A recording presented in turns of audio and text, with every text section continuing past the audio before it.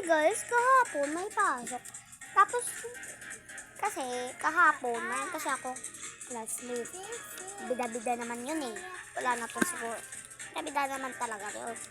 Bongga naman siya. Kabida-bida siya. Parang siyang gaga. Like ganun. Paano naman kasi, sinumbong ako kay ma'am. Sabi niya daw, nangupit daw ako kay ma'am sa class fan. Bongga naman siya. Ano yun siya? Hindi naman siya totoo yun eh. Tapos, sabi niya naman sa kaklase ko, maganda daw siya, tapos pangit daw siya. Maganda daw siya. Maganda daw yung classmate ko na bida-bida. Tapos yung friend ko naman na classmate ko, pangit daw. Paano naging pangit yun? Mas maganda pa nga sa kanya. Hindi ko in-expect ha, gaganyan na siya. Paano ba naman kasi? Kapag sabihan, ha. Ganun baga mo. Kala mo kung sino siya eh. Kala mo maganda. Hindi naman pala. Tapos alam nyo, kinukupit niya yung class fund namin. Kaya nga siya, nakabili ng mga Jollibee eh. Nagpabili siya sa nanay niya dahil nangupit siya sa class fund. At tinatago lang pala nila.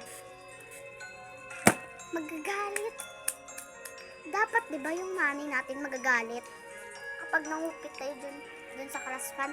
Pero bakit yung nanay niya happy na happy yarn? Bongga siya ha. Tapos inakala mo, sinabi niya pa kay ma'am na, ma'am, nagsabi ko si ma'am, bakit kulang na lang po yung class fund? Sabi niya, ma'am, alam ko pa sino kumuha. Eh, sino ka ba? Di si Belan. Ako daw. Grabe siya.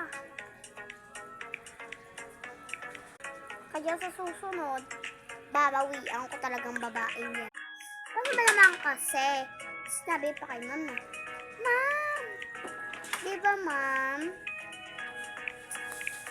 Kulang yung class fund. Nakaganon pa yung buhok niya. Oh, kaganon. Di ba ma'am? Sabi niya, di ba ma'am? Kulang yung class fund. Ay, si Melan yung kumuha ma. Kasi, madami sa Jollibee kanina nung recess. Tapos ma'am, tinatago lang nila ng nanay nila. Bongga siya kahit siya kumuha. Sila na nga yung tumatago eh. Sabi ko na kay ma'am na ma'am, hindi ka din maniwala, siya yung kumuha. Tinatago lang ng nanay nila. Tapos sabi niya, hoy, kayo yung tumatago. Kapal lang mukha, no?